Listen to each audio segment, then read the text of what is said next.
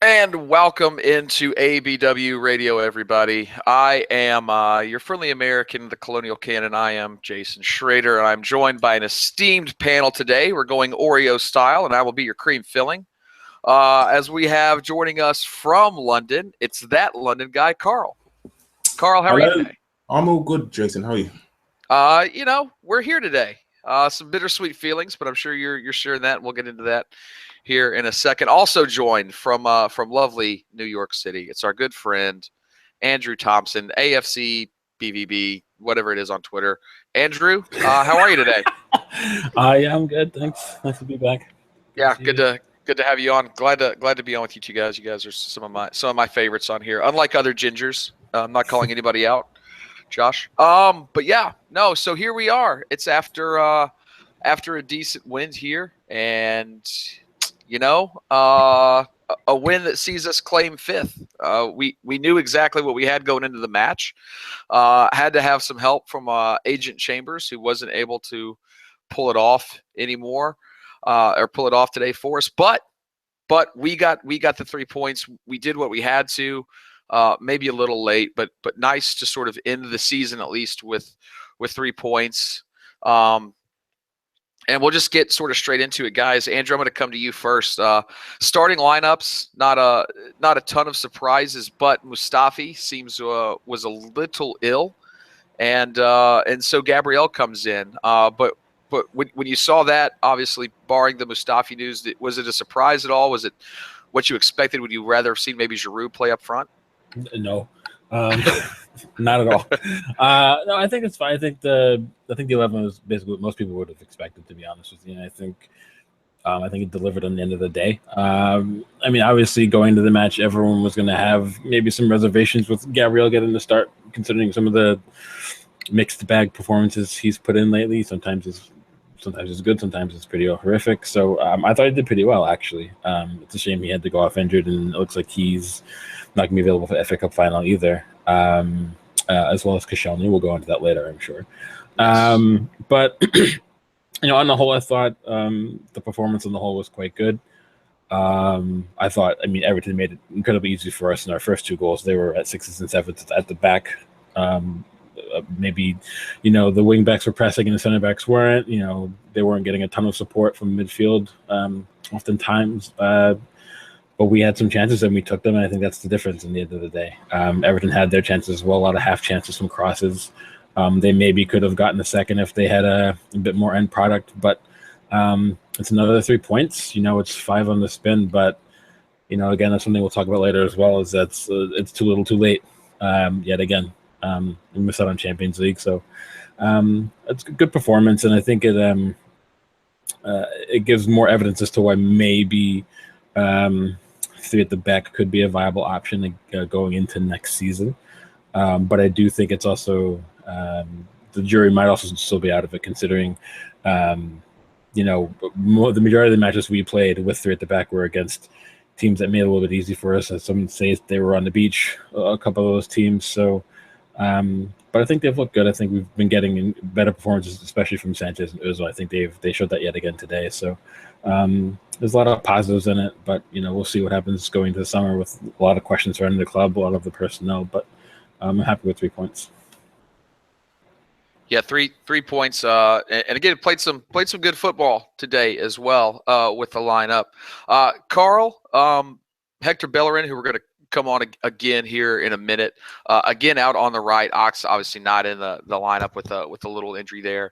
But despite having to have surgery on his ankle coming up, he's actually the last 2 games he's sort of come into his own a little bit more, and it sort of goes into my feeling and thinking of you come in for 1 or 2 games and you're going to be a little rusty.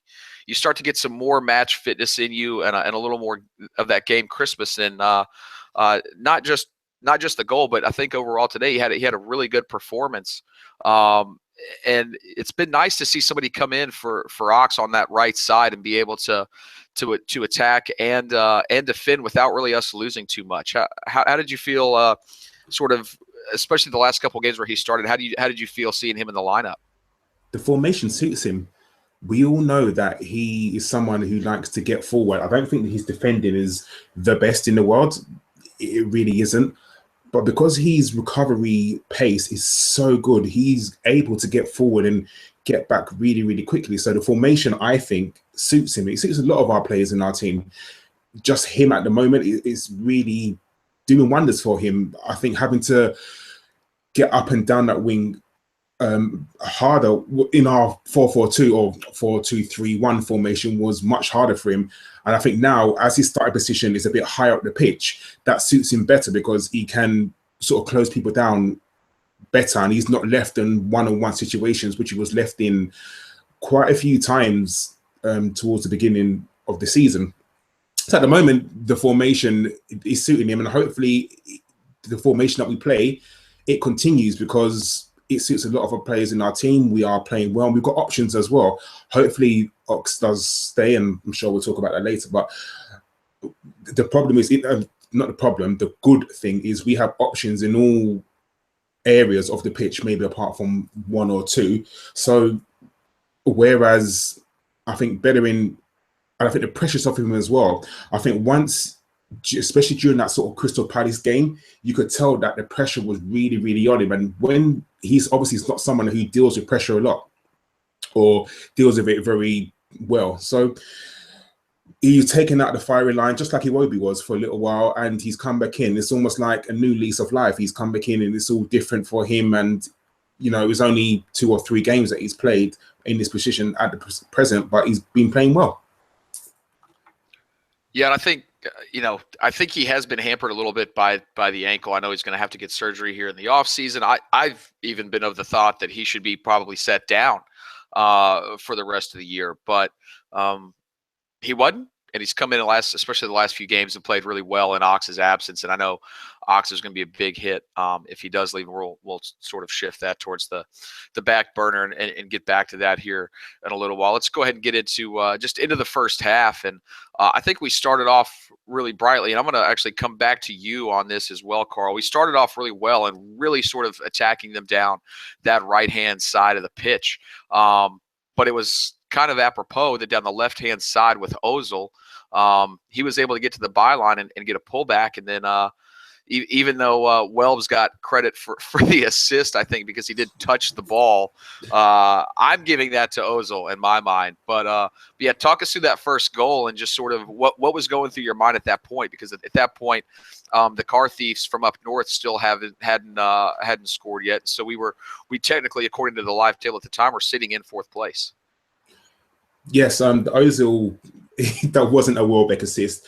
How Welbeck missed that, I'm sorry, it's ridiculous. And I, for one, I was watching it on the stream, and when he missed that, I was going mad. But obviously, Bellerin put it in, and it was like, it's like, oh, you fuck, yeah! Like literally, like the change of emotions in about 4 seconds was just ridiculous.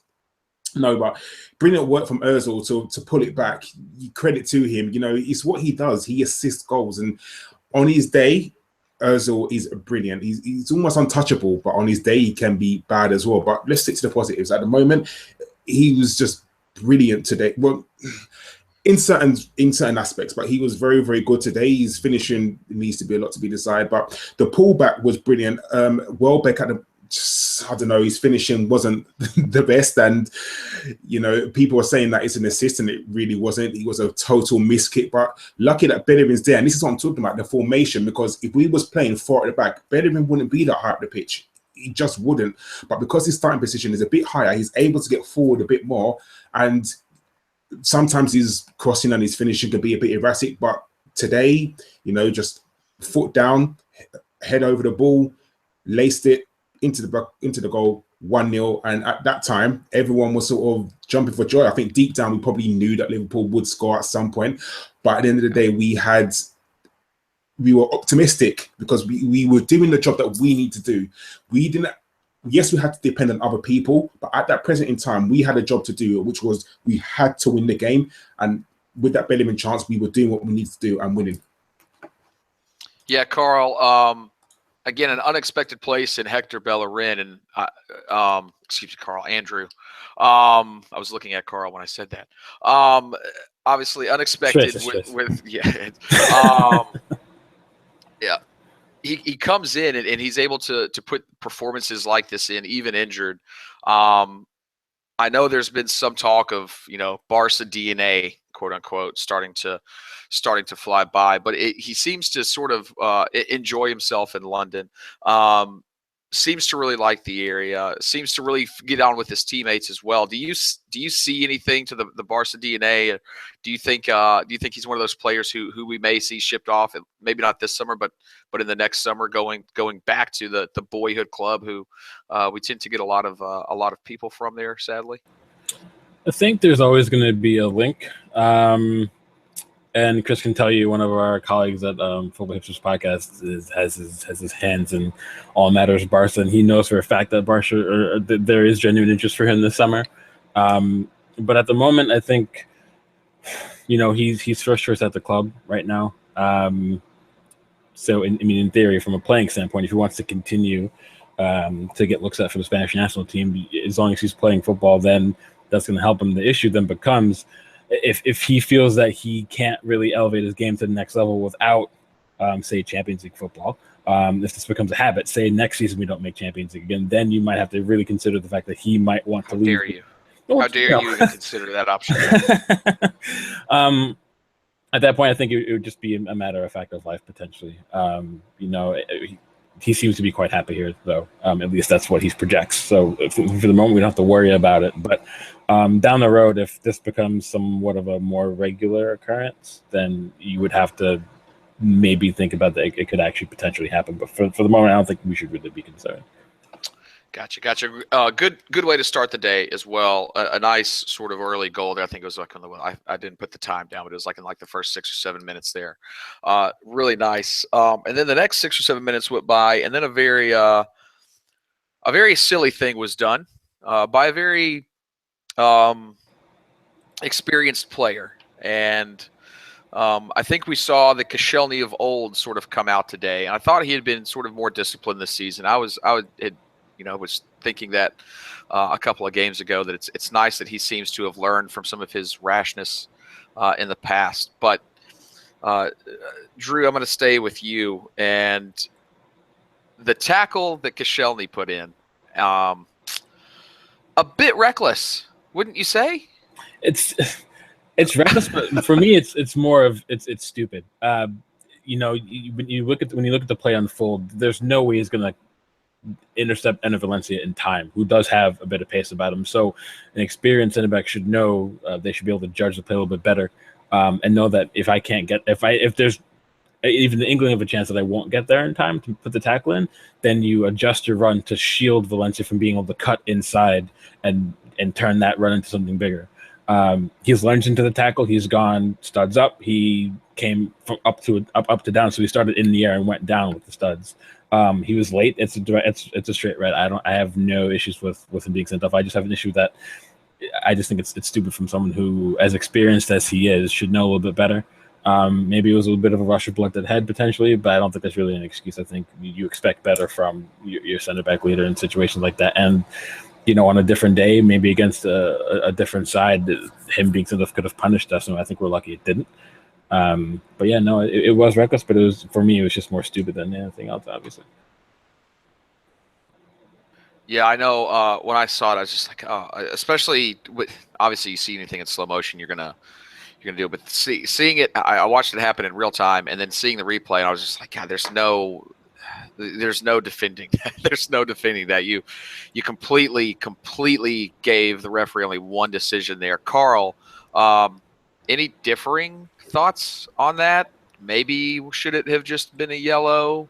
We've seen challenges like that put in on Arsenal players early in matches, and they've only resulted in yellow cards. Or do you sort of agree with the straight red decision there? He wasn't even a foul. No, I'm joking. It was a straight red. It's indefendable. It really is. It was a straight red. Yeah. Reckless and stupid. I think Drew summed it up just perfectly. It really was. He's our captain. He's our leader. And you go and make a challenge like that. Reckless and stupid, just ridiculous. You got to be smart as a footballer. We was 1-0 up at the time. I don't think he was the very last man. So I don't know. It's very, very stupid. And I think the consequences is, yes, he was sent off for this game and you get a game back. I think going forward, he's at the FA Cup final. And I think that's more harmful than anything. Yesterday, you know, if we had lost the game today and Liverpool had won, it wouldn't have been that much detriment, because let's face it, Liverpool always going to beat Middlesbrough at home. It was inevitable. But I think going forward, I think it's going to be more hurtful him missing in the FA Cup final, especially if Gabriel is not going to be fit as well. Yeah. You're thinking of three centre backs of Holding. Hopefully, Mustafi is going to be back, and maybe Per. Like, do you know what I mean? And Per, who's played precisely 10 minutes of football for the whole season, and you're going to go throw him into an FA Cup final. Oh, he got like 30 minutes in today. He got 30. Honestly, at that point, we should revert back to a back four. At that point, I'd rather risk going back to a back four than playing an out of fit Mertesacker against Hazard, who would look to target his inability to be mobile. Same thing with Diego Costa. We'll give him, kind of a. Of course, they're going to target her, because that's what you would do. Well, I think what you would probably just end up doing is slotting Nacho into that left center back position, and then you could still put Gabriel and Holding, or Holding Gabriel in the center and then the right slot. But then you have Gabriel's fit, and I'm sorry, not wing back. Yeah, not Gabriel, but Mustafi if he's. But that's if Gibbs is fit as well, because Gibbs was out today as well. So Gibbs is fit. So there's a load of. Iwobi could play on the left. I don't think he would be as good defensive. I know that people laugh at that, but Iwobi has played there in the past, and if he's not having to cover one person and he's just having to track back a little bit more, I think it could be better. My problem with going to a back four is we don't ever play a back four, because we still push our two quote unquote fullbacks. They still play as wing backs. That's why we transition to a back three, is to have one extra person back there. Trying to shore that up, and we could still push those players on, and they could still have a little more cover. I think that's where my thought is there. So yeah, Kos, moving on. I know a lot of people in the chat box have said sell him. He's been really out of form this season, and he has made some mistakes, but he hasn't had the card accumulation that we've seen in the past, which has been good. I still think he's a good center back. I think our problem is as a team is we don't play well defensively as a team, and then that way your individual mistakes get highlighted, where I think other teams play a little more defensively as a team, and those individual mistakes aren't as highlighted, and it makes defenders look a little better. I think we leave ourselves out to dry a little too much. Let's move on after that. So we're down to 10 mid now, and I thought, like, okay, we're just going to sort of sit back here, but we did not sit back at all. Drew Sanchez and Welbeck, and we're going to talk about individual players a little later, but I think Welbeck had a pretty decent game today. Welbeck, every Everton player thought he was offside. Welbeck knew he was onside. The linesman knew he was onside, thank goodness. And he did what you're taught to do at the earliest stage, and you play through the whistle. And he was able to get himself in a good position, and then get a nice pullback for Sanchez for the second goal. What were your thoughts on that, and how atrocious was it if you're Coman there looking at your defense in that situation? Well, again, I think, like I said before, I think we can thank Everton for being incredibly disorganized through the middle. You had three players, come step to one, and then Welbeck gets through. He passed Welbeck, but then no one picked up that late runner, and that just signals that it was poor communication at the back. The keeper, the center backs, I think they weren't on the same page. It's a good thing that obviously Sanchez is intelligent enough to make that run, to see the open space in front of him. He likes to do that. It was a bit of a gift, obviously, but no one can argue with it. I thought Welbeck did very well. I think this is why people wanted him to be featuring at center forward more often, because he has that bit more of mobility than Giroud would have. I think if you swap places and Giroud is in Welbeck's place there, you don't get the chance that we just had. Sometimes just hard work and going direct it'll open up chances moving forward. And I think that's one of those instances, I think. And Welbeck showed in latter stages of the match, moving forward throughout the 90 minutes, that his movement, again, it got him a few more looks at goal. I know he didn't find the back of the net, but again, his movement up front caused a very immobile and center back pair and that lack pace, it caused them issues. And I think that's why people have been calling from the start. If they're not going to play Perez, then you have to go with Welbeck. And I think it paid dividends today for sure, and especially in that second goal as well. Yeah. Any thoughts on that second goal there, Karl? It was muted. No, Andrew's sentiments is right. I think the movement was, for us, brilliant, and that's what we need. We need a mobile centre forward. This is why, I hate to say this, but this is why Giroud doesn't work in our team, because Giroud's too static. And if we want people that's going to run on beyond the ball, people that, you know, a long ball, well, Ozil we will find, and Alexis can find with a long ball. So I think that Drew's absolutely correct. You had to play a mobile centre forward up front, and it's just really weird, like what you said, the Everton players just seem to stop. Very, very weird. Just almost like they were already queuing up to go on holiday. But, you know, it worked for us. And I'm happy we got the second goal. And at that point, still ecstatic, because we were 2-0 up. Liverpool were still drawing, and we were firmly in the top four. But sadly, it wasn't to be. Yeah, I had no clue. You see this a lot from other teams as well. Just like, how do you not play through the whistle at all? Like, don't stay. You put your arm up if you want, but continue playing. Because it really sort of paid off for us there, and I was really happy. And of course, Welbeck again sort of involved in the play. Whether you want to give him full credit for the assist, I think he got technical credit for the assist on the first one because he touched it. He actually tried to hit it towards goal on that one, and it went straight back. But no, yeah, I think it's just really, really good to see sort of us not give up on a play, continue to push through, and then of course Sanchez slotting home. And it's 2-0 now. You're down 10 man. You've got your insurance goal, which I think was key moving into it, because first half ended. Obviously, we found out that the bin dippers had got to pull the goal back, and we all thought, all right, activate Agent Chambers now, make the call, Arson. And so we come out in the second half, and then I think word started to get around that Liverpool scored pretty quickly after their halftime ended, and in the second half, and that's when Gabriel went down. It looked really bad. It's one of those things where he was making a tackle, but it's not actually the contact from the tackle. It looks like his leg sort of got caught up under him, and his knee just sort of bent a little too far back there. Really unfortunate. Hope he can make a recovery from it there. But at that point, Karl, I'll come back to you on this one. Were you worried at all bringing Pear on? Did Everton seem like they were ever going to pull it back at that point, in your opinion?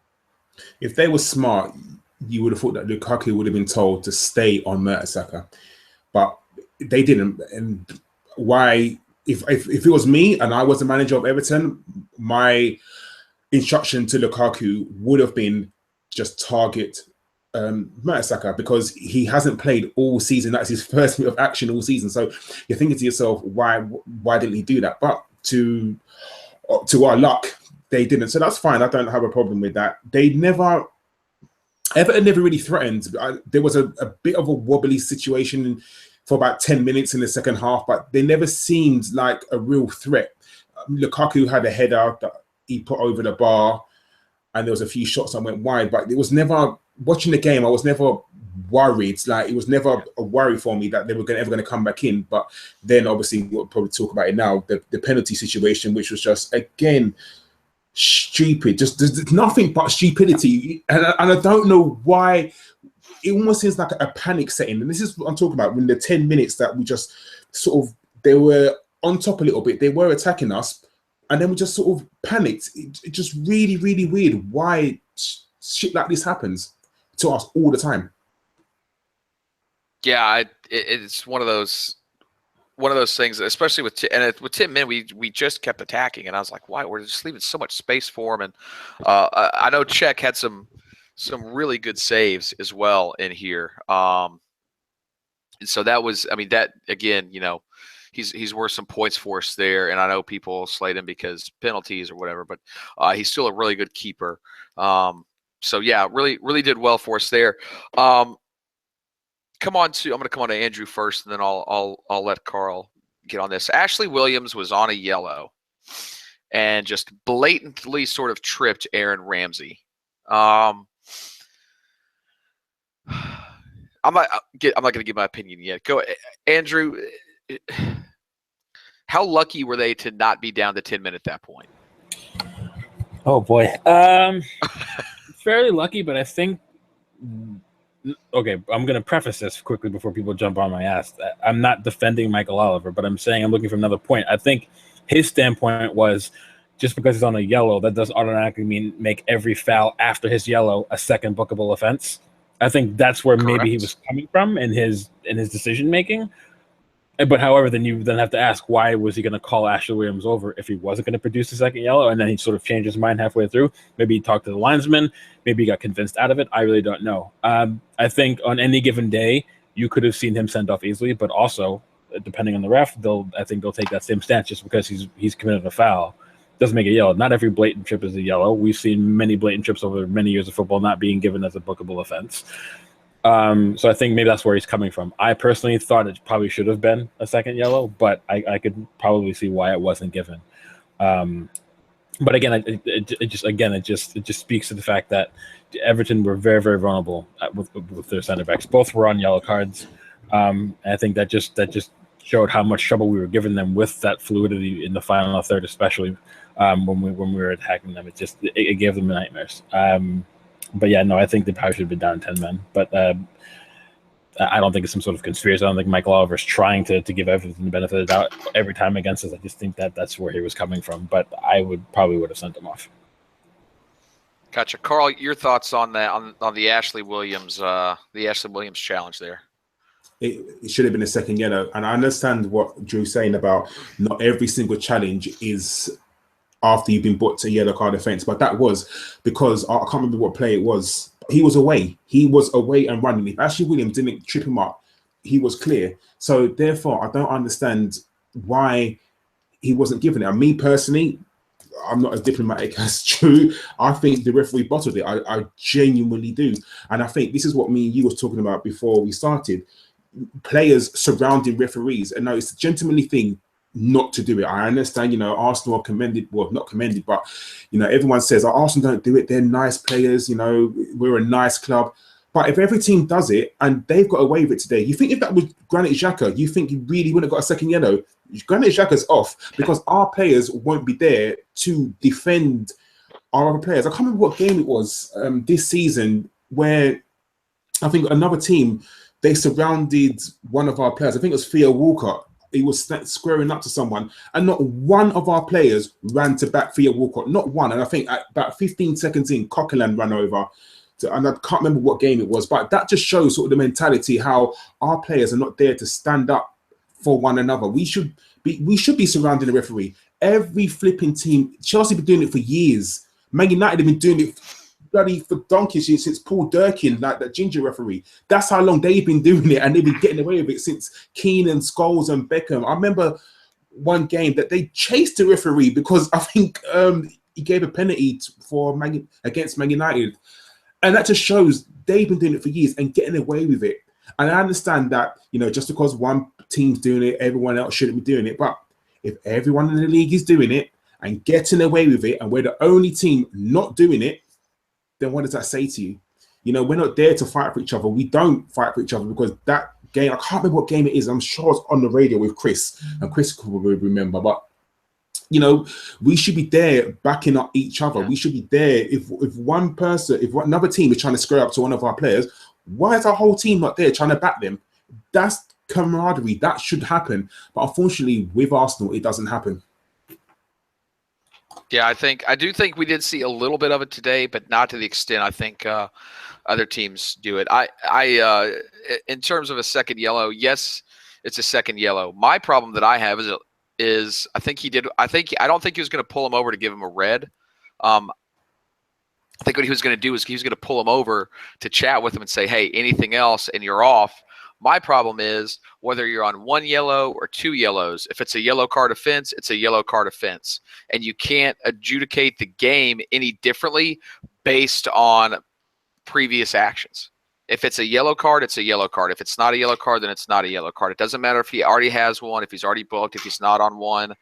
I have a real issue with the consistency there of well, he's already on a yellow. I'll let that one go, but I'll have a stern talking to him with like, no, shut your fucking mouth and show him the yellow, because it's a yellow card offense. Anyway, moving on from that, and I think we all agree that Michael Oliver had a decent first half. He had a decent first half. Let's not. The second half, a completely different Michael Oliver showed up, and it's the see you next Tuesday that we all know he's capable of being. And that's all. I dropped my quota for C-bombs on the last radio show that I was on, so I don't want to go too far in there. Now let's sort of the next big event that happened in the game. Nacho, just with some really poor defending and mistiming the ball, hits his hand. It's a pin, and at this point, did you guys, Karl? I'm going to come right back to you on this one. Do you guys feel it at all? Did you guys start to think like maybe this could be the turn of something that could end up very badly for us when Lukaku put that in, or was it just like one of those freak things that you thought, all right, let's just move past it and get on? And I think somebody on Twitter was like, it's not a handball because his hand was moving backwards and it wasn't a hand to ball, but still in the box. Anytime your hand is sort of away from your body like it was, I can see that given. But your thoughts on the Nacho handball?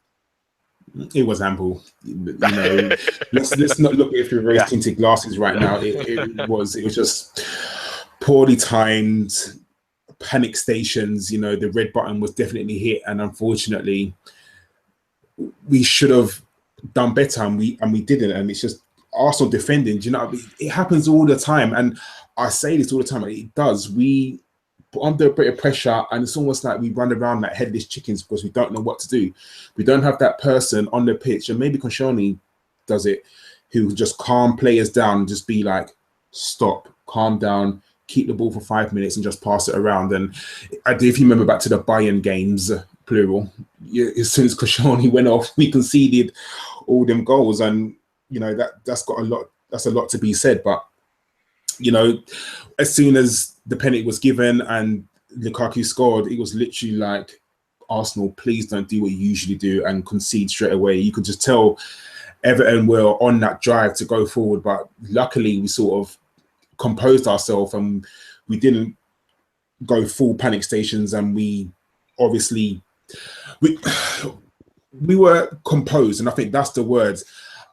A word probably was had on the pitch just to slow it down, calm down. Let's just keep the ball for a while and just take the sting out of the game. You know, we were winning, so there's no need to go full gun ho. I know Arsenal only know one way, and that's forward, but there was no need for us to go full gun ho, and we were able to just keep the ball for a little while and just compose ourselves and just take the sting out of the game. You know, why go from 50th? Just bring it down to second.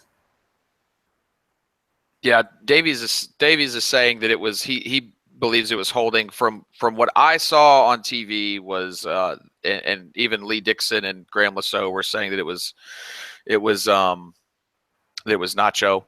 or holding. Either way, I think it was a flat pin, definitely. Well taken pin, as well as even Czech finally guessed the right way there. Drew, any thoughts on the pin? Any different opinions here? No. Like, I'm just wondering. No, but from I mean, if you're gonna go, and everyone talks about it, if you're gonna make a challenge in the box with this in the air, if you can try and bring it down with your chest, whatever have you, the first thing you say is you don't stick your arm out when you're doing it. And I mean, it's blatant. He tries to pull it back in time, but he's already damned himself just by sticking it that far out in the first place. It's stone cold handball. I mean, there's nothing more you can talk about it. It just is what it is, and it's just like the Koscielny challenge. It was just a split-second moment of brainlessness that it didn't cost us in the end. But you know, you just have to wonder what are you doing. It's just one of those things. But yeah, no, it's a clear penalty. So yeah. So 2-1 now, and it went to 2-1, and I sort of felt at this point that everybody was just sort of playing to just get to the beach next month, right? It was just sort of like, all right, let's just go through the motions. Let's nobody get hurt. We've seen what already happened to Gabriel. I think everybody was a little more weary there. But then we also did see a couple of interesting challenges, specifically from Everton players. Morgan Schneiderlin was one of them, who was also on a yellow card. Again, we've already mentioned the ref, but the next sort of nice, or the next sort of event that I felt was of consequence was Sanchez coming off, because right before he came off, he was holding his hamstring. Drew, I want to come to you on this one. Iwobi comes in for him. He comes off holding his hamstring, goes straight down the tunnel. Should we be worried for next week, or do you think that's just because we've seen him sort of do this, especially over the last couple of weeks? Should we be worried that we may not have our biggest goal scorer? And I know people slate him for giving the ball away, but the fact of the matter is he has produced results for us this year. You may not like necessarily the way he goes about getting that end result, because he can be sloppy with the ball at times. Not ever going to deny that. But he is our biggest goal threat. And do you think without him next week that we would have a chance? No. Simple as that. All right. Well summed up. All right. No, go ahead. Everyone's been talking about the last couple of weeks. The boys on the radio show. I'm sorry, the podcast talked about it. It's just he's a player we've been missing for a while. He's an X factor player. He always tends to pop up with big goals. He's always willing to try to make something happen. His work rate, he is up with the ball, but how hard he works for the amount of goals that he scores, the amount of goals that he does provide. He's a very much an all action sort of lead by example. I'm gonna throw the banner down and everyone come with me kind of player. And I think in the cup final, you want some of his personality in it. And without him, I just don't see how we're going to replace everything he brings. It's not just the goals. I think it's just everything else. But he's a physical anomaly. How many times have we seen him pull up with an injury that would keep other players out the next week, but he's already playing and giving 100%. So whether that's detrimental term or not, long term remains to be seen. But it wouldn't surprise me if he was declared fit to play in a cup final, considering that is the FA Cup final. But it also just the fact that he's now, you see him now multiple matches now recently, holding his hamstring. It's the amount of physical pressure he puts himself under because of how hard he does work. Sometimes it can backfire from a physical standpoint, but I think he'll end up being okay. But I mean, I'm hoping because I just don't see us have. First of all, I don't think we're going to win anyway. And I seem a bit defeatist, but I think Chelsea are just a better team. But without Sanchez, I think we don't have any chance at all. I think we have a chance to beat him. Both him and Ozil have shown up that they have in the past weeks. I think without Sanchez, I don't think anyone can replace him. I think then it's too much pressure on Ozil's shoulders, and sometimes he doesn't show up in big matches. When that happens, he's a player that we need not just next weekend, but moving forward. I think if we lose him in the summer, I think we're completely screwed. So, right. Any issues going into that game with Sanchez, you think, Karl? Do you think he's going to, even if he knows he's leaving at this point, do you think he'll still tough it out because he wants to win that trophy? Most definitely. The guy just wants to play football, and that's all he wants to do. So if we can get him on the football pitch, I don't care what sort of horse tranquilizers you need to give that guy to make sure that he gets into that football pitch, because unfortunately, and he won't be our problem next season. Let's face it. He's not going to, I very much doubt he's going to stay. I think it's probably 20% chances he stays. So get him on that pitch any way you can. And even so, he's got the whole summer. So even if you have to wrap him up in cotton wool for the week and give him whatever painkillers you need to give him throughout the week to get him through the game, he's got the whole summer.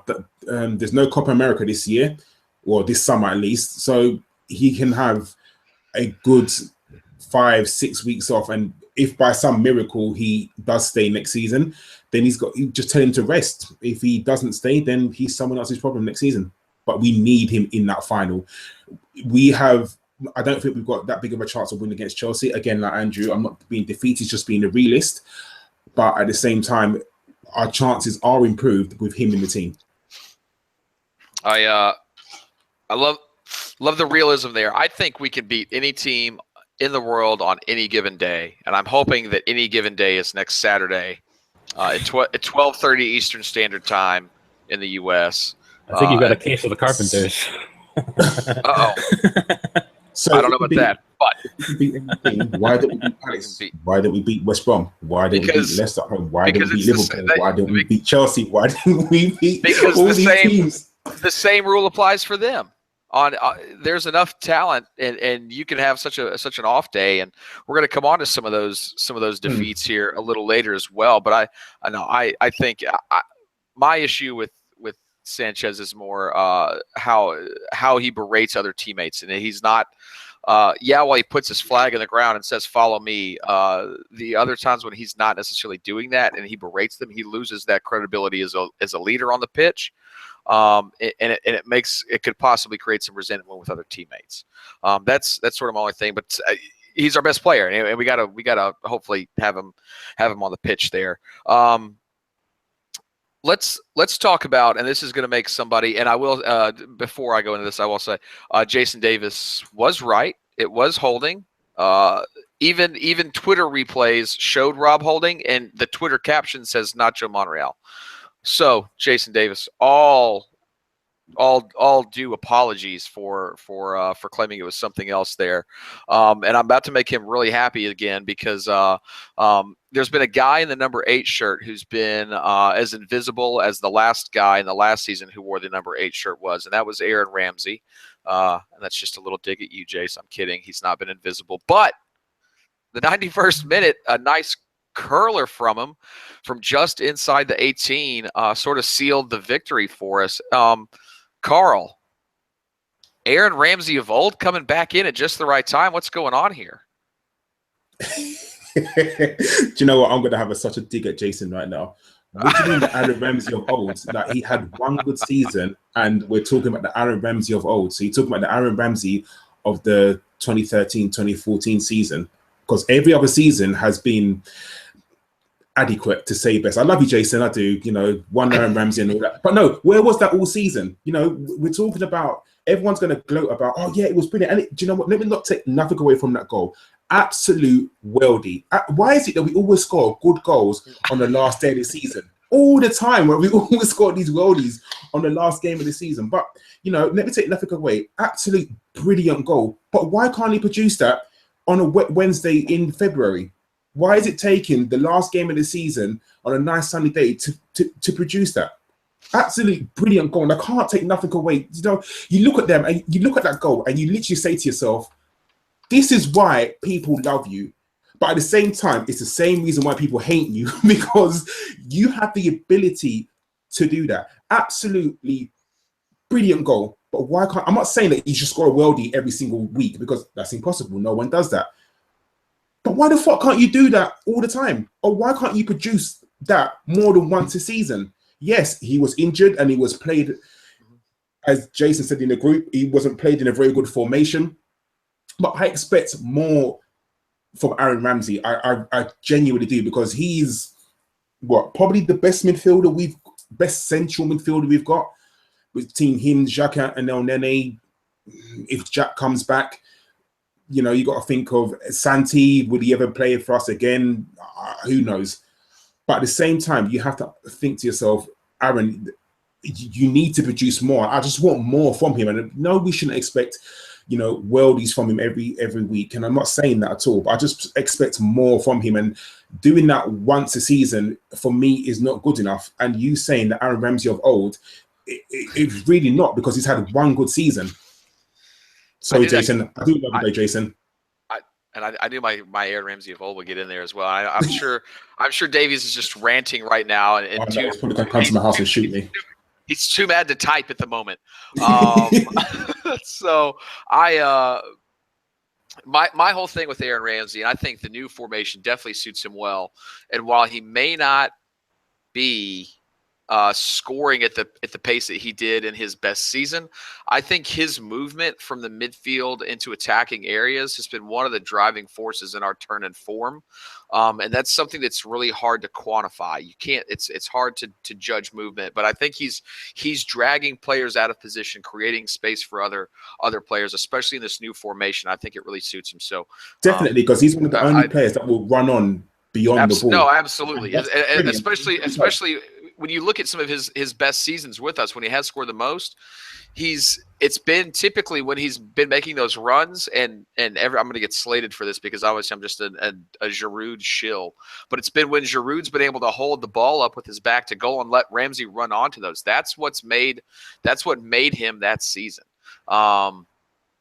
I really feel like having him up there and with Ozil, and then whether it's Welbs or whether it's Giroud, and I still think we should keep Giroud because I think he's the best hold up center forward in the world at holding up play, and he just hasn't had enough consistency on the pitch this year to really gain some form. But Jason, sorry, just one thing. You're saying he's the best center forward to hold up play, but who runs beyond him? So what's the point of having that person it's not his fault. No, it's not his fault. It's not his fault. What I'm saying is, why have that sort of player in your team if it has to no effect to the way we play? Because no one runs beyond him.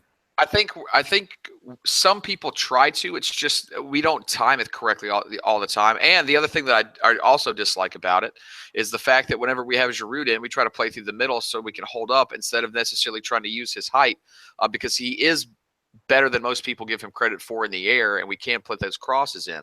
But a player like you put Ozil and Ramsey and Giroud sort of in that middle spot, and you can have Ramsey running on, and we've seen what we can do there. We've all seen the highlights and the replays, and we can see that. And it's just, I think in that situation, it's having to fit Sanchez in, who wants the ball at his feet more. I think that that goes against Giroud. And if he leaves, I'm not going to blame the guy at all. But obviously Giroud shill, and it does help to have that because we've seen what it did for him a couple weeks ago when he grabbed 2 goals. I think having the option, that's what I like, having the option of whether we can have everybody just running in at pace, and you can bring on Theo Walcott or Iwobi or Danny Welbeck.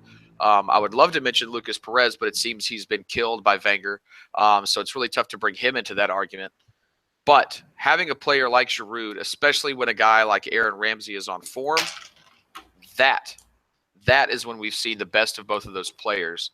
And I think we've been lacking that some. But seeing Ramsey now get forward again in a different formation has really been the key there to his sort of form. And I'm really happy that he got a goal today. So, Andrew, any thoughts just on the Ramsey goal or any of the other BS that me and Karl just chatted about? No, I mean, as you guys say, I think that goal is what Ramsey is capable of. But considering that was his first goal in 28 matches, I think it is the other side of the coin of the argument is where was this 28 matches ago? And I think that Dom popped up in the chat just before and saying, you have to say that when Ramsey was shit in large parts of the season, other players were indeed shit as well.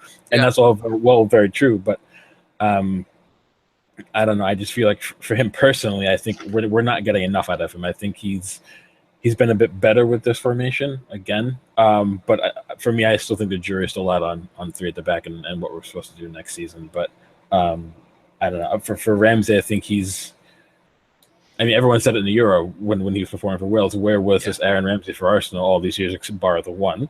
But you do have to say that Wales play a different brand of football. He has a different role for Wales. It's a different circumstance. I would maintain that if Ozil wasn't at the club, I think Ramsey would be in Ozil's position, and then you would see better performances out of him. Because I do think that Ramsey, despite his injury, I think Ramsey, he came up as a 10 at Cardiff. That's why Sir Alex Ferguson wanted him. He's never gotten the chance at 10 for us. He's more mobile than Ozil. I think he's more direct. Despite Ozil's brilliant run in the box for the 3rd goal, I think you see what Ozil's capable of, but on the balance of it, Ramsey is a different type of player than Ozil. I think maybe you would get a different Aaron Ramsey with a different end product more consistently if his role was changed. And maybe that's what this formation maybe gives him, and we get to see next year. But no, I think that's just about it for what you guys were talking about. So. Gotcha. I think it's all kicking off about Alexis in the chat group now. Let's keep it civil, everybody. Let's keep it civil. Just want to say hello to a couple of people. Obviously, Danny is in there, the GFP. Jason Davis is in there as well. Good to see him. Boyton Dio is in there as well. Got a couple of questions from him. There's Phil Weaver as well, who Phil Weaver gives a shout out to Petr Cech for being man of the match. I can't necessarily argue with that. I think he made some really good saves for us. Obviously people are still going to slate him all the time because he's not saving penalties. But at what point are you supposed to save it? Like, I mean, seriously. Looks like Sophie is in there. Hello, Sophie. How are you? Obviously, the Aussie heartthrob Dominic Nusky is in there as well from Canada. Hello, Dom. And then no nickname required also in there. So hello to everybody. Go ahead and start to put your questions in here for us as we start to sort of slowly wind this thing down. I don't want to take too much of your Sunday here and let you guys get on to thinking about making travel plans to Trabzonspor next season, and Turkish and Ukraine, Turkish and Kazakhstani seasons as we are in Europa. I just want to talk briefly, guys, on a couple of different players, and I want to start with the largest group of them. I just want sort of each of you to the English core, right?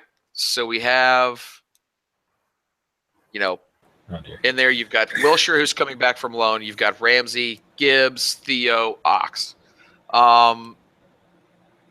Who do you think next season is the most vital to keep at this point? And I'll send that over to Karl first, and I'll move over to you, Drew. In midfield? Anywhere. Anywhere. Okay. I answered this question with Chris a while ago. So what I'm going to get up the whole squad and see who we should keep. Okay, Ospina, should we keep him? No, I don't think we should, because I think Szczesny should come back, and I think Czech should be number 2, and I think Ospina should play. I think Szczesny should play and Czech should be the number 2. So Matthew Debussy, he's not going to stay. Kieran Gibbs, would I keep him? No. Per Mertesacker, would I keep him as a player? No. As a coach, yes. Gabriel, no. Koscielny, yes. Carl Jenkinson, he's gone. Bellerin, yes. Mustafi, yes. Monreal, yes. Holding, yes. So that's the defenders. Ramsey, would I keep him? Yes. Ozil, hopefully he does sign, and I would keep him, yes. Chamberlain, hopefully he does sign. Santi, it all depends on his injury. Because I'm hoping that we're not going to be one of the ones where if he's had a setback and he comes back in in November, we're holding up to November. Then there's another setback. And for me, that's taking up a squad position, because we're going to register in the Premier League. So that's taking up a position in the squad that we can give to someone else or buy someone else. So I'm not too sure. Xhaka has to stay, yes. Coquelin, no, I wouldn't keep him. Sorry, Chris. I genuinely would not keep Francis Coquelin. I think we can get better than him, 100%. El Nene, yes, I would keep him. And then he's talking about strikers. Alexis, would I keep him? I would keep him. Whether he stays or not, we don't know. Lucas Perez, I don't know if he knows even alive or in the country. Who knows? Giroud, I wouldn't keep. Theo Walcott, I don't know. This formation is not made for Theo Walcott. So it all depends on what formation we play next season, because he hasn't had a sniff in this formation in the slightest. Danny Welbeck, I'd keep him. And Alex Iwobi, would I keep him? Yeah, I would, because I think he's got a part to play in this team. Drew, go ahead. I mean, do you want me to go through every single player like Karl just did? Or Go ahead. I'd prefer not to. I think Karl handled, but I think there's only a few players we have to really consider. I think for me, I think Walcott has to go. I even if you go back to 4 at the back and you switch the formation back to what we've been playing for the majority of the season, I still don't think Walcott really suits it. I think it speaks volumes that he scored X amount of goals this year, but he still can't get a game right now. I just feel like the project is over. I thought the project failed a couple of years ago. I don't think small purple patches of form is a good enough reason to keep him. I think he needs to go. I think Giroud should probably leave. I don't necessarily hate the guy, but even it doesn't matter the formation or approach you play. I just don't think he genuinely suits us effectively enough. He does score some brilliant goals, obviously, and it's not his goal scoring record that I hate. I just feel like he's too immobile for the best brand of football we can play and should be playing. I mean, I don't think he's going to be necessarily happy with being a choice off the bench for the majority of matches either. So I think you should have to let him go. I would like Ox to stay, but the issue is, and you can't fault him for this, he wants to be given the trust of being a first choice on the team sheet with whoever he plays. And if we stay with 3 at the back, then he has to contend with Bellerin, who is more of a natural defender than he is for the right wing back role. And then if you go back to a back 4, and then do you allow him to play on the right? Do you want to play him in the middle? Wenger keeps banging on about how he wants to see Ox as a central player. Why isn't he trying to play Ox through the middle more consistently? So I think that questions are going to be around there, and if he wants to play, he has to leave as well. I mean, those are the only questions I have for right now. But obviously, you want to keep Sanchez. Obviously, ideally, you want to keep Mesut Ozil and try to find a way to utilize him more effectively. And at the moment, his performances have increased, but again, I think, albeit it's been against defenses who have been incredibly poor, so you never really know how it's going to go on. But someone just put up in the chat before that there's never been it's been rare that we've made more than 3 or 4 changes in the summer. So completely wholesale changes, despite the amount of money we're touted to be having to spend this summer. I don't see a massive shakeup in the first team. I think we need a few signings in, but I don't see like a clear out of 8 to 10 players like some people have been talking about. So all I know is that I guess anything could happen in the summer. It's whether we do the business or not, it's going to be the question moving forward. But Andrew, we've got a massive war chest, so why would you have a massive war chest if you're not going to spend it? Karl, please. Has anybody actually? I would actually love it if there was a room at the Emirates or wherever that was just a locked room, and inside it there was a legitimate chest of money. That would probably be the best thing I could actually think of. And they're like, no, look, we have a legitimate war chest, guys. It's legit. It's an actual war chest. Come look at this. Anyway, sorry. Just enough of my ramblings there. 30 AD, that actually happened. Yeah, exactly. All right. So we've been there. We're in Europa League.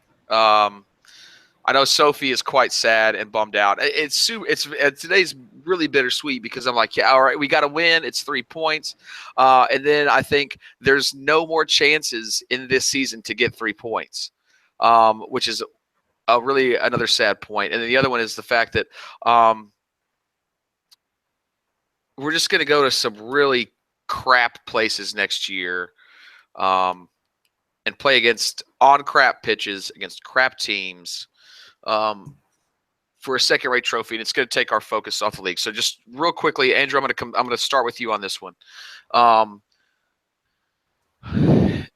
If you were the manager of the club, would you put any emphasis on Europa League, or would you put all the emphasis on the league? Oh man, that's a difficult question, to be honest. I feel like, we're so used to getting dumped out of Champions League in a round of 16, usually in embarrassing circumstances.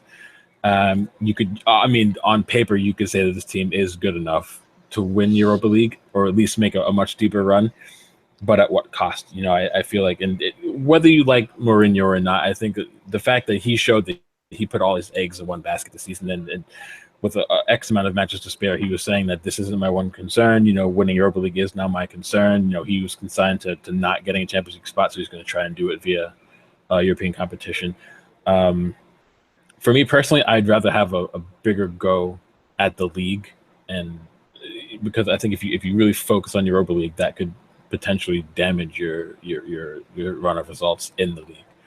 For me, I think the league still has to be number one, but I'm not going to say that and also you have to look at the Europa League as a way that you can maybe give some of the younger kids a way to play as well. You can give Iwobi a little bit more starts, maybe try Ox to the middle.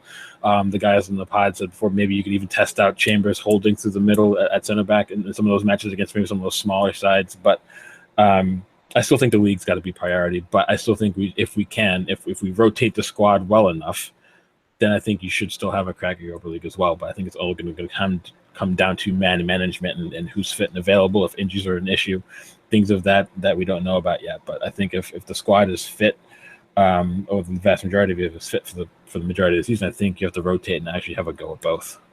But for me, I think if I had to pick, I'd pick the league. Karl, your thoughts on Europa League prioritization for next season? I think the league has got to be the priority, 100%. I said at the beginning of the season that I thought Chelsea were going to win the league because they had no European competition and they could just focus on the league. I really do think that this season, or next season, sorry, we need to focus on the league. We have to. And I think Dom just put in the chat, unlike the Champions League, we can rest some of our players because the level of competition in the Europa League is not as good as the Champions League. So we should be able to rotate throughout some of our European sort of games because we've got to try and win the league and we've got to be better than 5th next season. We've just got to get out that table, and it's not even about coming higher than Spurs, or I don't really care if we come higher than Spurs. That doesn't bother me. We need to win the league next season. We've got to challenge at least, and even if we challenge, we've got to be in and about the running in the Aprils, because being out of the league by January, February, it's just not good enough. It really isn't. So we have to be able to, and I'm not saying throw the Europa League, because at the end of the day, I hate saying this, but because if Man United win the Europa League, which is a possibility, they're in the Champions League. So they're 6 right now, but they're going to be in the Champions League if they win the Europa. So we have to go for it. But I'm not saying throw the league, not by a long shot, not at all. But at the same time, I think the league has to be the main focus, because for too many years now, we haven't challenged. Even last year, yes, we came second, but it was a full second. Let's be honest, we should have come second. We didn't really deserve it, but at the same time, we still did it. But we still 10 points off the champions this season. I don't know how many points it was, more than 20, I think. And it's just not good enough. It really isn't. We need to do better in the league. And if Arsene Wenger is to stay on, which, let's be honest, he probably will, we need to do better, 100%. I'd chime in with that just real quick. I think going back again to the pod, Chris just mentioned something that's incredibly valid. When teams start to miss out on Champions League qualifications through the league for 2, 3, and 4 seasons, it becomes incredibly difficult to get back into it, and then they potentially go into free fall with league results. So I think that's why, for me personally, I would rather target the highest league finish possible. That doesn't mean we shouldn't give it a go in Europe, but I mean, if you start missing out on Champions League for multiple years, your results start to slip in the league. It becomes hard to get back in, and it also becomes harder to attract better players no matter how much money you have available, because, as we've seen, unless you have the pull of the Man Uniteds, of Bayern Munich, Real Madrid, Barcelona, you can't get those top players into your club no matter how much money you offer them, because all the top players want to play in Champions League. That's just a fact. So the league has to be the number one focus, with the caveat that you still rotate and use the squad and still try to make a push in Europa League as well. But the league's got to be the priority for me. I agree, because I think player recruitment is going to be very, very hard this season, or next season, however we look at it. I truly do, because, like you said, we haven't got the pull of Man United. And let's be honest, we're not going to offer the millions and millions and millions that other teams can. I mean, Pogba, however you look at it, he still went to Man United and they were in the Europa League. Now, Pogba could have gone to any team in Europe, but maybe only Man United were in for him, but he could have gone to any team in Europe, and he went to Man United because they offered him the most money. And that's what you need to do. And unfortunately, I don't, even as big as our war chest is, I don't think that we're going to offer the millions and millions of players, because we don't have the pool. It's like Chris said at the beginning of the season, we went for Mbappe last season and we couldn't get him. Like, when do you ever think that Arsene Wenger could not get a player like a 19-year-old guy in France? And we was in, like Drew said, and we was in the Champions League, and now you're in the UEFA Cup, and the guy is probably now worth 80 to 90 million in today's money. Are we really going to play that? Have we got the pulling power to say, yes, we're going to have to pull Mbappe from a Champions League team to the Europa League, and all this stuff like, oh yeah, but it's Arsenal, and it's playing in London and blah blah blah. That doesn't work anymore. That Arsenal do not have to pull to say we can just, every team, every player wants to play in London, and every player wants to play for Arsene Wenger, and every player wants to play for Arsenal. We don't have that anymore, especially not being in the Champions League. It's going to be even harder. Let's also not let's forget that probably the last time Mbappe saw us win anything, how old would he have been in 2003? No, in 2003. 2003 when he saw us win a league. Let's not even go back to an FA Cup. Let's talk about when we won the league. Would he just heard probably stories of Arsene Wenger. That's probably really all. And then Arsene Wenger's been this coach of a team that's sort of struggled. Yeah, that's the problem with a lot of this generation that's coming up is they don't quite understand the true greatness that Wenger brought. They hear all these stories, but they haven't seen it firsthand, like a lot of our fans have. So it makes it a little bit harder there. So we're gonna go ahead and move into questions here, and we're gonna. I think we've also covered the game, going into Europa League here. I would prioritize the league absolutely. Can I just ask one question just before you ask the questions? You can, yeah. Do you think Arsene Wenger stays next season? Yes. Yes. Yes. I think he does. I think he does. Not because I think the agreement's already in place. I just think they're waiting on the FA Cup match to announce it.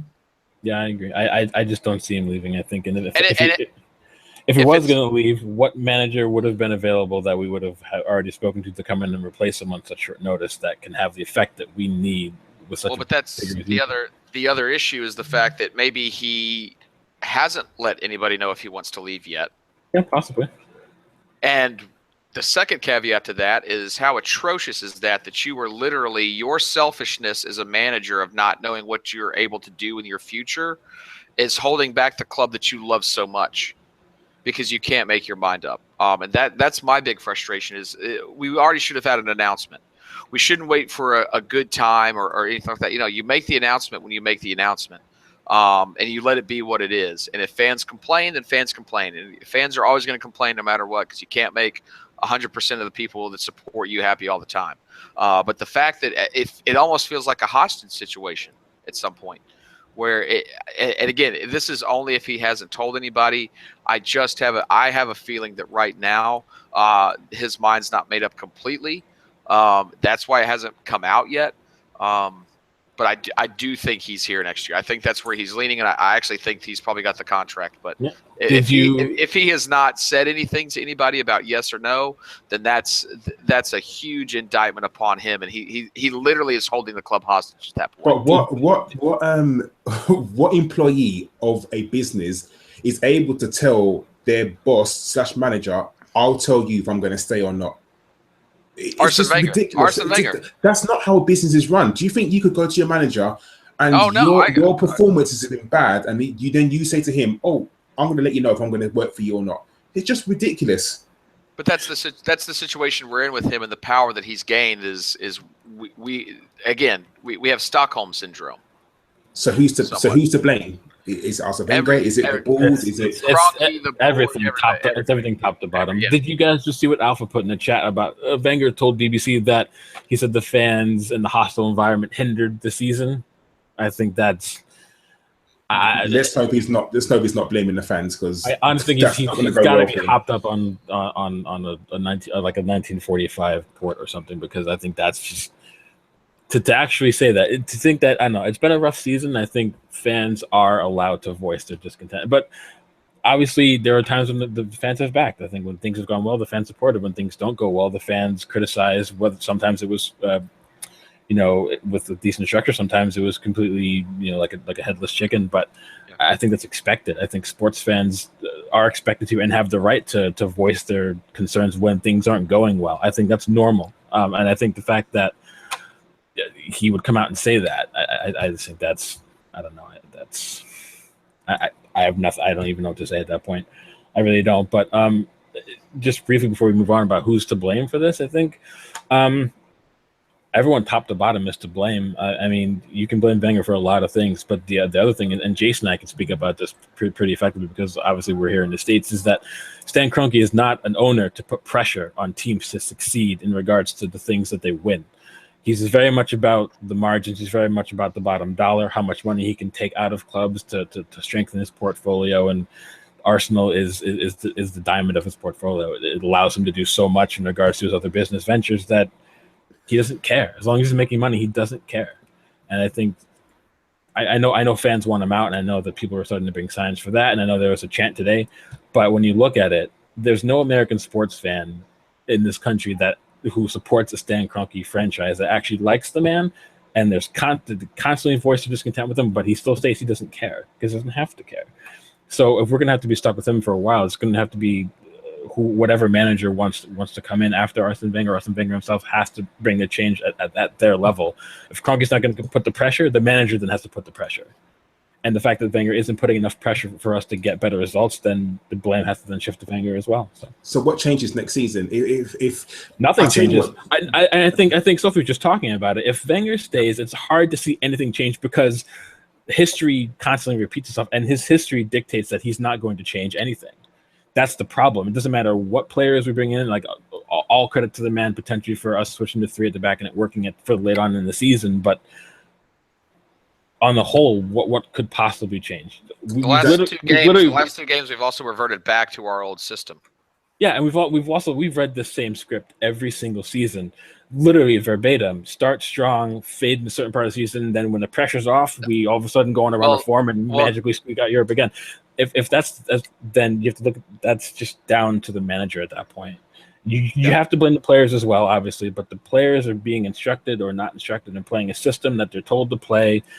You know, some players have to be accountable for poor performances throughout the season. That's all well and good, but the manager does have to take a lot of stick for the same playing out year on year. It's like going back with the same playbill to a play that's 30 years old and watching the same thing with the same cast. And I think that's the frustrating part. So. Danny, I'll tell you what, Danny comes up with some quotes throughout the season, and those are cheat in our sort of league because I bet he's won. I guarantee he's probably won, but he said something in this season that's really stuck with me for the whole season is that Arsene Wenger's been there so many years, and if all some of the playing staff has changed and the coaching has changed and the board has changed, and the only one ever present is Arsene Wenger, and nothing has changed since he's been there. We haven't won the league for so many years, so sometimes you've got to look back at yourself and think it's got to be him, and he can't be that stubborn to think that it's not me. Everything around him has changed, but yet the same results still remain. So it's got to be him. And, I truly agree with Danny. Everything around him has changed. But so why is he that stubborn that he can't think, well, I've got to change my tactics? When he's back to the wall, that's when shit changes. And that's why we now play with 3 at the back, because he knew he had to change something. We were that bad throughout the league, and our results were absolutely ridiculous. Leading into the Middlesbrough game, what we lost, like 5 out of 7 or something along them lines, or the only teams we had beaten is non-league teams, which is just not good enough. So you think to yourself, had that been any other club in the Premier League, Arsene Wenger would have been fired. And I'm not talking about over the past sort of years ago. Years. I'm talking no. Take away the last 10 years. Talk about this season. Had these results for any other club been exactly the same, Arsene Wenger would have gone. Yeah. Of course, or any other big club in any other league, if this was the kind of season that they had, he would have been shown the door. So. Yeah, and just to answer Gimli's question, we totally did not win. That's the reason why we didn't get top 4. We didn't shoot enough, and I think it's just absolutely atrocious. We should shoot 20 times every game. Every game. Also, now that I have both our good friend Lord Hillwood in the chat as well as Jason Davies, I must do. You've muted yourself. All right, now I'm fully American here. Now I'm fully don't mind the sunburn. This is why we have a bad bet. Oh God! Just for Jason and Steve there. Okay, let's get into just some quick yes or no questions. I don't want to go too long again. Let's Benny Ogden. This will be for Andrew. Yep. Do you think we win the Premier League next season if Arsene stays? Nope. Okay. No, easy enough. Let's go to where was it at? Because this is actually a decent one, and I think a couple of us have put it in here. Karl, this is for you. Nats there asks, talk is that Arsene could be offered the director of football job. So it'd be a slightly different sort of title, but do you feel that it would be beneficial for the club if he sort of stayed around in some sort of directorial role for footballing sort of operations? No, if he needs to leave the club totally, because if you think to yourself, he doesn't want to spend money as the manager. Like, imagine him being totally control of the money and the manager going to him and saying, I want this player, this player, this player. And he's going to be like, I'm not too sure, can't afford it. So no, if he leaves, he needs to leave the club completely. Or imagine Wenger taking up the quote unquote director of football position above the new manager. It'd be the same thing. Same thing again. Yeah. The whole mentality that he brings has to be chucked out of the club for any sort of change to be effective. So. Agreed. All right. So I agree with both of you on that, actually. Okay. Forza Football asks, far-fetched, but do you think with Tottenham Stadium move, we could get Harry Kane with a big enough offer? And would you guys would you guys want him? Did you see him? There's allegedly today he was given the golden boot and he goes, "That's not my boot size," and then gave it back. So he's a great goal scorer, but he's a Spurs player and he can fuck off. Let's go with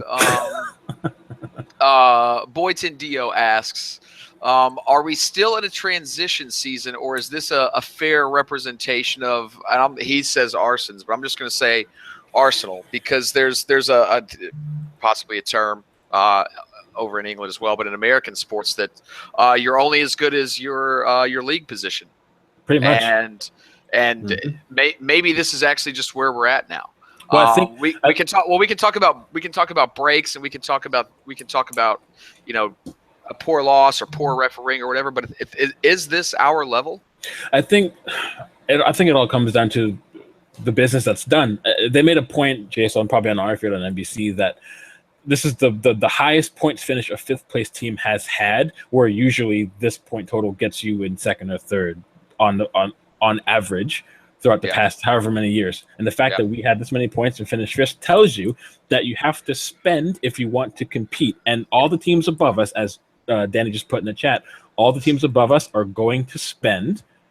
We have to spend if we have any realistic ambitions of trying to get back into the top four, maybe finish third, second, even challenge for first. There's no way you can do it. And if you look at the Premier League money this season, you get the same money for finishing fourth that you get for sixth. So we're getting 142 million. Liverpool getting 142 million. United getting 142 million. I think whoever finishes first gets 150. So the money won isn't that much less, even though we finished out of the CL places. We're not going to get Champions League money, but the money is there for us to spend. We have to spend. You have to spend to improve. And there's you can look at maybe 3 or 4 positions in the first team that if you spend smartly, you improve the team. And you just have to go for it. I think this is why people were so angry about the Kolasinac deal. And as someone who's been watching the Bundesliga since 1995, I can tell you that Kolasinac is a very, very good left back. I think he's better than Nacho Monreal. He comes in, he actually improves the team. But people want to see money spent, so they're slagging off the deal because it was on a free, and they're trying to find excuses as to why we didn't spend money on a left back instead of getting one for a free. I think that's what the sentiment is. I'm all for spending money, but sometimes shrewd business is good, and that's shrewd business, but we do have to spend money to compete. And I think that if we don't, it's just we're going to end up fifth or worse next season. It just has to happen. And maybe, folks, we can use the money we didn't spend on a left back to buy that quote-unquote world-class striker we've always been looking for. You saved 20 to 25 million. You saved 20 to 25 million. Now you can pad that on to 50 million. Don't knock a deal because it's free. We never know the full circumstances of why the player never received. Rob Holding was 2 million, and John Stone to 50. Who's had a better season? Yes, okay, arguably they have finished above us this season, but player for player, I think you can say that Rob Holding's had quote unquote a better season than John Stones has. Yeah. I don't necessarily disagree with that here. Jeffrey O'Hara has a question that he said, Ozil and Sanchez spent the lap of honor whispering to each other and ignoring the fans. What do the panel think they were discussing? And I'm going to put this for both of you. We're going to have Karl be Sanchez and Drew be Ozil because Drew loves German football. You get bonus points if you're putting it in their accents. So what were those two chatting about? And go. How does a Chilean speak? I have no idea. So I'm not getting any points, but I very much doubt they were discussing their futures on the pitch. That would be extremely stupid if they were, no matter even if you cover your mouth when you're talking. But no doubt, I believe that they have discussed their futures together. There's no doubt that them two haven't been on the phone to each other or met up in private and not said, "Are you staying? Are you staying? Are you going to go? Are you going to go?" Of course, it's going to happen. That's 100% happening. Let's be honest. I think Sanchez is out the door. I'll be very, very honest. But people will say that he's limited places where he can go. Me personally, I'm in agreement with Chris. I honestly think that he goes to PSG. I think around sort of Europe, there's not many clubs that he can go to. You know, maybe Bayern Munich, PSG, or one of the top ones. He's not going to go to Real Madrid. He's not going to go to Barcelona. Where else is he going to go? If we sell, I would rather keep him than sell him to an English club and make his contract run out. I really would, because I could not imagine him turning up in a Chelsea shirt next season. I would be beyond pissed, absolutely beyond fuming. Ozil, I'm going to be probably in the minority now. I think there's a limited places where Ozil can go. I don't think he's as sought after as people think that he is. Maybe he goes to Bayern Munich. Is there anywhere in Spain that he can go to? No. Does he go? Where in Germany does he go to? Does he go to Dortmund? Very much doubt it. Does he go to Leipzig? Are they big enough now to attract players like Ozil? I don't know. Does he go to? Where else does he go? Does he go and play in France? Who knows? It obviously does depend on what happens with the Monaco squad, because if that squad is broken up, then they're going to have a lot of money and they're going to attract some players as well, definitely. But does Ozil want to play in a stadium that's 18,000, I want to say? But at the same time, you play in Monaco, you look at the taxes, he's not going to pay any tax. So every money that he earns is going to be his. So, but at the same time, I just don't think that Ozil is as sought after as people think. I don't know, Drew or you, Jason, think otherwise? I think he's going to stay probably with us. I don't know quite where he would go at the moment, but we never know. We didn't think that he was going to fall to us when he did. So could be a surprise move out there, but I think he stays with us. I do think probably Sanchez is 50-50 if he leaves or stays. It's one of those things. I just hope we can get a good price for him and then make sure that we reinvest that money in the right player. So yeah, I think that's going to sort of slowly wind it down for us. Last league game of the season. Let's play this here. Just a quick scenario. Let's say, Koscielny comes in, Sanchez goes out. Let's say we get a player of Sanchez's caliber into the team this year, and Ozil stays, and the squad stays similar to how it is now. Let's have a very early, because we love to do this in American sports. We love to predict stuff before we know absolutely anything about what players you're going to have, anything else with the other teams. We love to do this, so I'm making this very American. Drew, I'm going to start with you. With the scenario I just described, where do we finish next season in the league? Fifth in the league next season. See. Okay. Here's why: because you're saying you want to bring in another player of Sanchez's caliber. But the problem is, I would challenge you to come up with 3 or 4 players who are as good as Sanchez offensively, but work as hard as he does off the ball, both in the final third and from a defensive standpoint. It's very difficult to replace that. And I don't think you can find anyone right now that will actually do that. I think he's literally borderline irreplaceable at the moment. I think that's the biggest fear that I think most fans have currently. I think we'd be better off. I don't want to, but I think we'd be better off losing Mr. Ozil and keeping Alexis Sanchez, getting Ozil off the books, giving Sanchez whatever he wants from that Ozil contract money. If you keep Sanchez, we're much better off than if we keep Ozil. I don't see us competing if he leaves. I really don't. I think it'd be very difficult. People want to bring someone like a Marco Reus in. I have my reservations about that, being someone who watches Dortmund quite a bit. It's just players like that would help in certain circumstances, but on the whole, as an overall player, just not at the same level. I think that's the big worry right now, for sure. So I don't think Champions League will be happening unless bigger business. Yeah. Karl, your thoughts on next season with a similar squad that we have this year? Similar this year, I think fourth. The reason why I think fourth is that if Liverpool do progress in the Champions League, I don't think they'll be able to keep up the style of football that they play, the intensity that they play. I don't think they'll be able to keep it up, and they will get tired and they will get injuries. Liverpool had no European football this season, and they only managed to beat us by 1 point.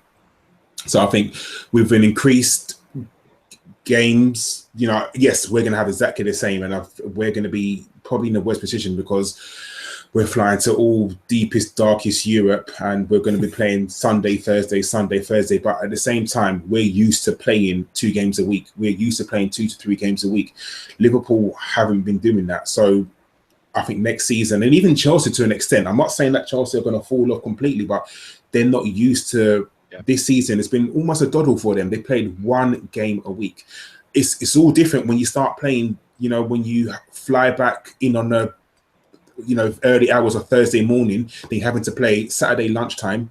It's all different. Where you're not going to have the maximum rest. Arsenal are used to the travelling. Yes, maybe the Sunday, Thursday thing may be different for them, but at the same time, we are definitely used to playing 2 games a week. So I think fourth, but we have to get a striker. I think our priority is definitely defender and striker. That has got to be our priority.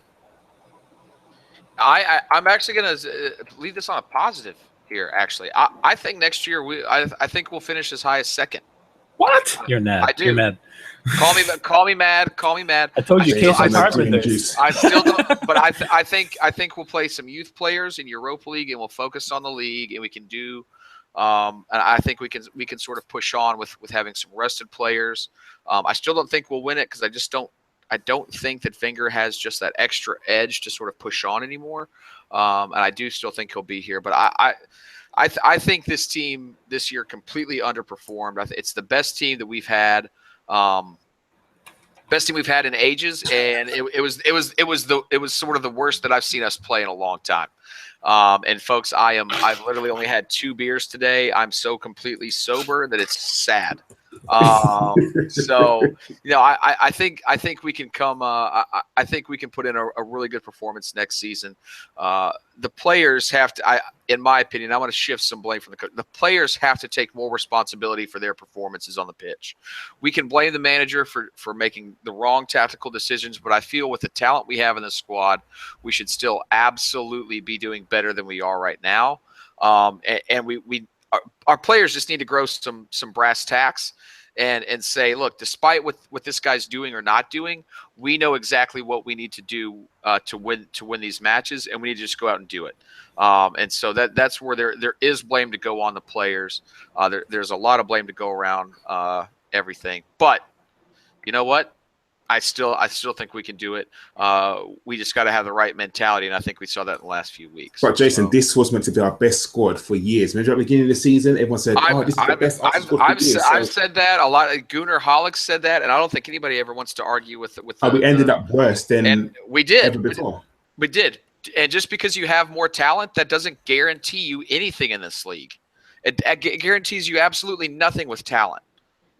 Nothing. It's about mentality. It's about how smart you play these matches, and how much you care. And if you can have all the talent in the world, but if you're not executing mentally, you're not focused game in and game out, which we were not, then you see what happens. You can have a lot of talent. You can still finish 5th or 6th.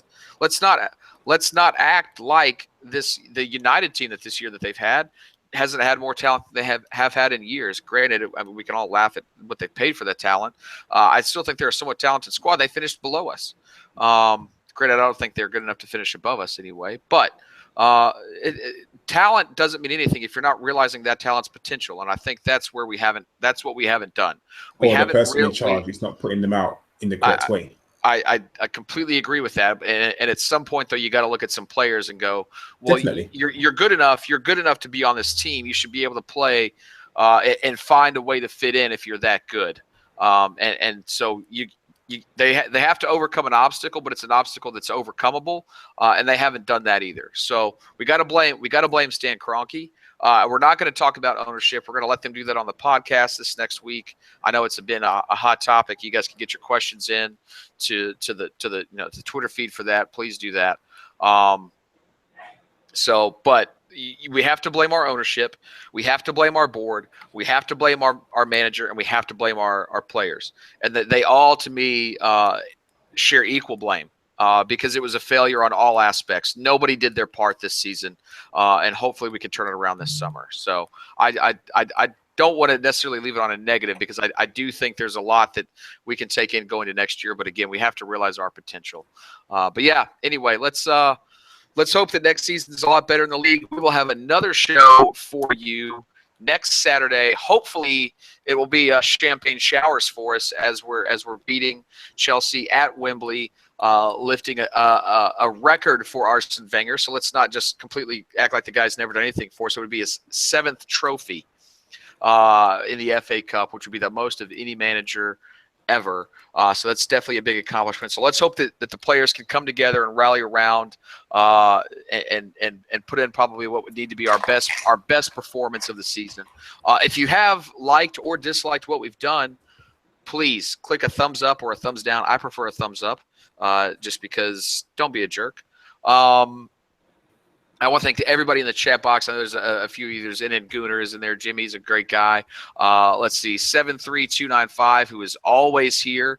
Thanks for joining us. Alpha has been in there. Medi has been in there. Stefan Selby that I see in there right now.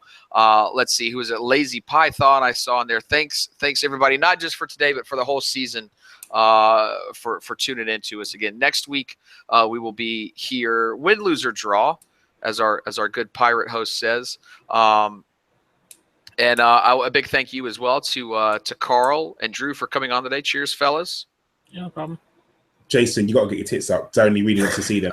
Yeah, that's you guys aren't prepared for that. I will also.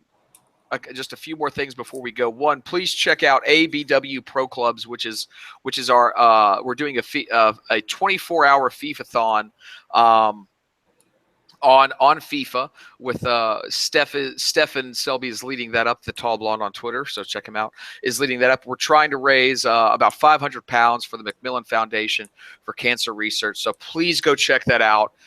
A pound, $1, 50 pence, $100, whatever you want to give, please check that out and give to us. All the information is there if you go to @ABW Pro Clubs, or you can just search ABW FIFA-thon on Twitter. Please check that out. I want to plug our blogs and the infamous OG Jeff Hollandfront for the great job him and his guys do. And I know Drew's been blogging throughout the year, so a big shout out to them. So please go check that out, and as well as definitely check out this coming Thursday's podcast, as it's going to be good. I don't quite know who's on. I'm sure somebody will tell you, or you can see it on Twitter here in a few days. But yes, absolutely. Please go check out bergkamp-wonderland.co.uk as well for all of that information. And absolutely thank you guys for joining us, because without this, I would just be an American wearing a tank top talking to a guy from England and a guy from New York. So yes, thank everybody for watching, and we'll see you guys next Saturday. Again, hopefully we'll be popping champagne showers and not crying tears of pain, as those blue chavs have sadly done something. But yes, thank you guys, and we're off for the next week. Y'all have a good one. See you later.